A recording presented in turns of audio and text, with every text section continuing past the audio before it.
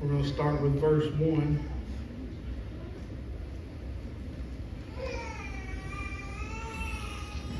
It says, "And the children of Israel did evil in the sight of the Lord, and the Lord delivered them into the hand of Midian 7 years." You know, in Judges 5:31, it tells us about 40 years of rest following the defeat of Sisera eventually came to an end. In their prosperity, Israel did evil in the sight of the Lord. Now, doesn't that sound familiar to today?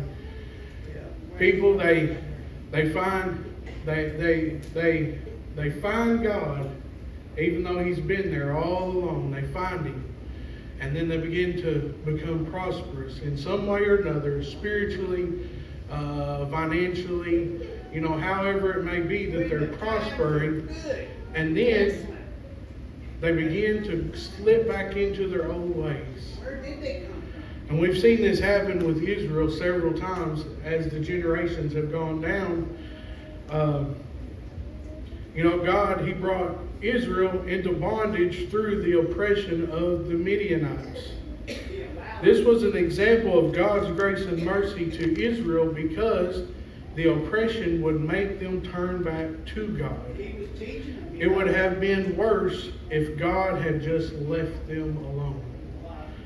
Sometimes we think when we start going through things, we think, why can't I just be left alone? But there's a reason for the things that we go through. The trials that we go through aren't because God has forsaken us. They are for our own good. And I know when we are going through these trials, we wonder, how can this be for my good?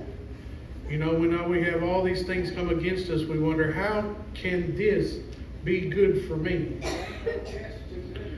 This is probably the same thing that the Israelites were thinking, and they had no clue that this was to draw them back to God for their benefit. We're going to skip down to verse 7 through 10. It says, "And it came to pass when the children of Israel cried unto the Lord because of the Midianites, that the Lord sent a prophet unto the children of Israel, which said unto them, Thus saith the Lord God of Israel, I brought you up from Egypt and brought you forth out of the house of bondage. And I delivered you out of the hand of the Egyptians and out of the hand of all that oppressed you, and drave them out from before you, and gave you their land. And I said unto you, I am the Lord your God. Fear not the gods of the Amorites, in whose land ye dwell, but ye have not obeyed my voice." God, He spoke through the prophet, reminding Israel of all that He did for them in their past. To face their current crisis, Israel needed a reminder of what God did for them. And they were inexcusable. No matter how many times people stumble, it seems like they still do the same things over and over and over again. No matter how many times they go through these things, it seems like they never learn their lesson. Just like the Israelites, they never learned their lesson. All the things that they'd gone through, the bondage that they were put through, all the things they'd done before they were put in bondage, they go right back to it over and over. This reminded them of the love of God. The God loving enough to before deliver from Egypt, still love them enough to now deliver them from the Midianites. This reminded them of the power of God. The God powerful enough to before deliver them from Egypt was still powerful enough to now deliver them from the Midianites. God sent this messenger to tell them where the real problem was. It wasn't that the Midianites were so strong, it was that Israel was so disobedient. You know, this prophet, he was sent to them to let them know that it has nothing to do with the Midianites. It was all on you. You brought this on yourself. How many times when we come across those people that we just want to tell them, you brought this on yourself? We come across those type of people all the time. Israel thought that the problem was the Midianites, but the real problem was Israel. It is human nature to blame others for problems that we cause. The message of the prophet also shows that when Israel cried out to the Lord, they didn't understand that they were the problem. They cried to God for help did not mean that they recognized or repented of their sin. Even though in this situation they cried out to God, they had to know the cause of this situation that they were in. God sent this prophet for that purpose, so that they could understand why they were going through these trials and hardships. We're going to skip to Judges chapter 7. We're going to read verses 1 through 3. Then Jerubbaal, who is Gideon, and all of the people that were with him rose up early and pitched beside the well of Herod, so that the host of the Midianites were on the north side of them by the hill of Moreh in the valley.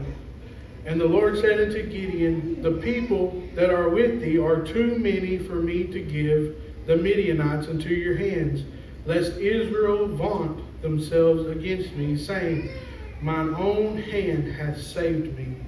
Now therefore go to proclaim in the ears of the people, saying, whosoever is fearful and afraid, let him return and depart early from Mount Gilead. And there returned of the people 22,000, and there remained 10,000. You know, this is probably the greatest test of faith that Gideon has ever faced. God told Gideon that 32,000 people was too many to face the Midianites, because they would think it was them that defeated the army on their own. They would think to themselves the number was so great, even though the Midianite army was still far greater than the 32,000. I didn't see anywhere to where the Bible specifically says how many there were of the Midianites. There's a lot of people that I've read that said there was around 135,000, I believe, is what historians say the number of the Midianites was. So 22,000 left, and there was only 10,000 left to fight.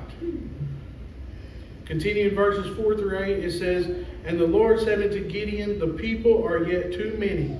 Bring them down into the water, and I will try them for thee there. And it shall be that of whom I say unto thee, this shall go with thee, the same shall go with thee, and whomsoever I say unto thee, this shall not go with thee, the same shall not go. So he brought down the people unto the water, and the Lord said unto Gideon, everyone that lappeth of the water with his tongue, as a dog lappeth, him shalt thou set by himself. Likewise everyone that boweth down upon the knees to drink. And the number of them that lapped, putting their hand to their mouth, were 300 men. But all of the rest of the people bowed down upon their knees to drink water. And the Lord said unto Gideon, by the 300 men that lapped will I save you, and deliver the Midianites into thine hands. And let all the other people go every man unto his place. So that the people took victuals in their hand, and their trumpets, and he sent all the rest of Israel, every man unto his tent, and retained those 300 men, and the host of Midian was beneath him in the valley. You know, the Lord, he told Gideon that the 10,000 that was left was still far too many. And he told them to go to the water, and the Lord would tell Gideon who to keep and who to send away. The Lord told him that whoever scoops up the water with their hands and drinks it, he was to keep, and that would be his army. And those that got on their knees and sipped the water from the stream, he was to send away. We know the first test, God wanted a people that were not afraid, because this means they have faith, because faith removes fear. So these tests that he done, they weren't just coincidental. He didn't just come up with these tests off the top of his head. You know, it sounds crazy to send your men down to the water to see how they drink the water. And that was going to determine who you was taking to battle. Seems kind of crazy. He was probably thinking, you know how we do as humans and our nature. He's probably thinking, you know, we need to line these men up and see who's the best warriors of all these people. Not who drinks water a certain way. But you know, God wants a people that's not fearful. Because when you lack that fear, that means you're strong in faith. And I like the way that Brother Jamie Powers explained it the second test. He said those that scooped the water up in their hands to drink were on guard. As they were drinking, they were still able to be on the lookout for the enemy.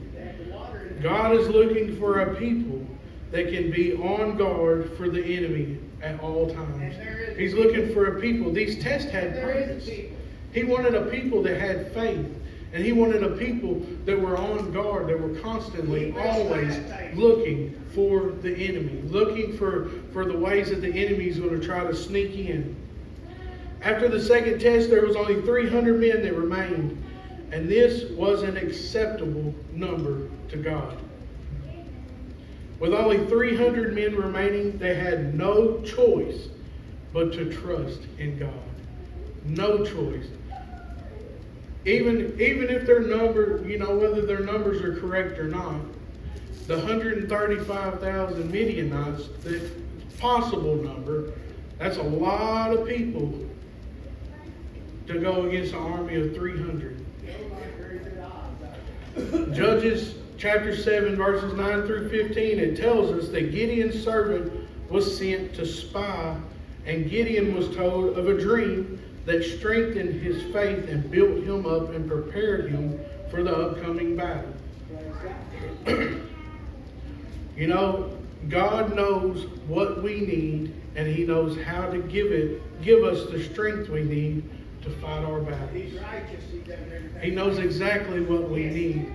And so this servant was sent to hear this specific thing so that it would build up the strength of Gideon, build up his faith.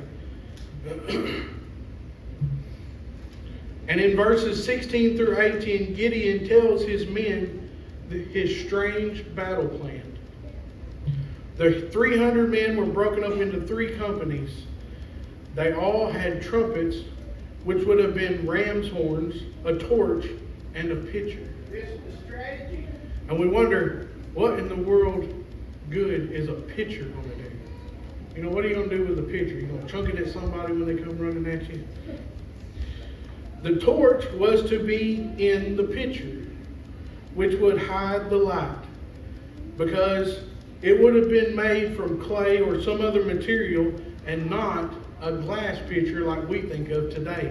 When we say we're going to go to the store and we're going to buy us a tea pitcher, and you come back, your tea pitcher is going to be clear. Most of the time when people buy pitchers nowadays, they're clear so that you can see what's in there. You don't want to go in line with the pitchers that are covered and grab lemonade when you want tea, or grab tea when you want lemonade. They make the pitchers clear now. Back in those days, the pitchers were made of clay or some kind of material that you could not see through.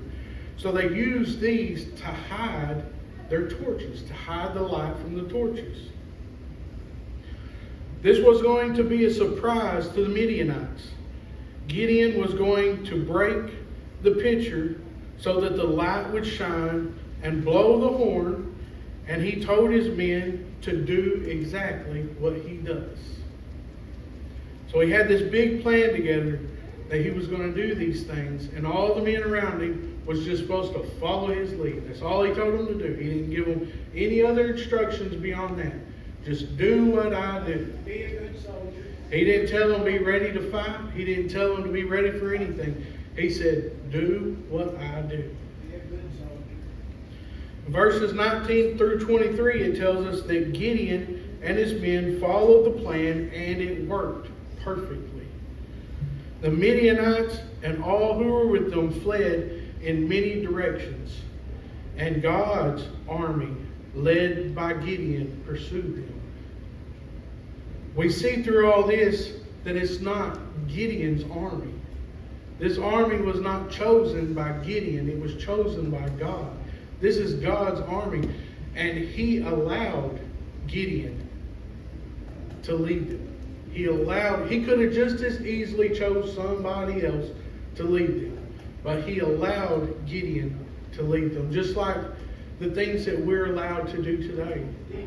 God allows us to do things. If you refuse to do what God is allowing you to do, he will replace you with somebody else. If you waste a talent that God has given you, he will give it to somebody else. Verses 24 and 25, it says, and Gideon sent messengers throughout all of Mount Ephraim, saying, come down against the Midianites, and take before them the waters unto Bethabara and Jordan. Then all the men of Ephraim gathered themselves together, and took the waters unto Bethabara and Jordan. And they took 2 princes of the Midianites, Oreb and Zeb, and they slew Oreb upon the rock Oreb. And Zeb they slew at the winepress of Zeb, and pursued Midian, and brought the heads of Oreb and Zeb to Gideon on the other side Jordan. You know, this plan that Gideon had that was inspired by God worked. This is one thing that we have to realize, is that when things are inspired by God, they're going to work. When God makes a plan and he gives you a plan, it's going to work. But he needs a people that have faith. And he needs a people that's always on guard, looking for the enemy to sneak in and mess up what they're trying to do. The enemy never sleeps. A group of people so large they could not have been counted was defeated by 300 men, with God fighting for them. So if God's on your side, you know, we can't face the enemy on our own. And God sometimes makes things more difficult so that we can see him in the victory and not in our own doings. very true. You know, this is one of my favorite stories in the Bible. I love to see how God shows people how anything can be accomplished through him. And this story, when you read it through, you realize that there's only God intervening could have defeated that army. It can't be one winner. You know, and that's the whole point of it. God wanted them to understand. He told them, he said, this number is too great. I don't want you to think that you defeated this army on your own. So he knew how they was going to think. He knows their heart. He knew what they were going to think when they went up against that army. If they had defeated them, they would have thought, you know, look what we did. They would have said, look what we did. Look what we have accomplished. But we have not accomplished anything. God has accomplished everything. Everything that we accomplish is attributed to God. It's not us, it's God. Everything that we go through is to bring us closer to God. You know, we need that closeness with God. We need that strength. We need that faith and that ability to know that we can trust in him in everything that he does. And everything that we do. Everything that we come against. We need to know that we can trust him. If you don't have God, you won't last long in this life. That's right. You know, and there's so many people that don't realize that, because we look beyond what we see in this life. They say, you know, you come up to a sinner and you say, you know, they'll say, well, I'll live just as long as you will. Well, maybe you will here on this earth. Well, You know, maybe you will here on this earth. well, let's talk about it. But we have to look beyond Yes. what we have here on this earth. We have to look at what we're going to be receiving Let's look in heaven. Look at the facts. You know, we have to look forward to these things. It's like I said, it's probably one of my favorite stories in the Bible, and I catch myself reading it all the time. It's like a little kid's book. You know how your kid at nighttime, they have that favorite book that they want you to read, that favorite book that they make you sit down and read, even though you've read it 100 times. They still, every night, they don't want it. They got a whole bookshelf full of other books, and they want you to come back and read this book. That's how I feel about this. Every time I turn around, I'm going right back to this book, because I can draw strength from this. You know, I can draw strength from this because I can see that God can take someone like me and use me for His will. Someone that's not deserving and not educated enough, or not educated as much as other people, and use me the way that He sees fit. You know, each one of us is that 300 going up against that uncountable number of people. Each one of us is that 300. Yes, everyone. And we can draw our strength from God. We have to realize that we can't do it. We can only do it through God.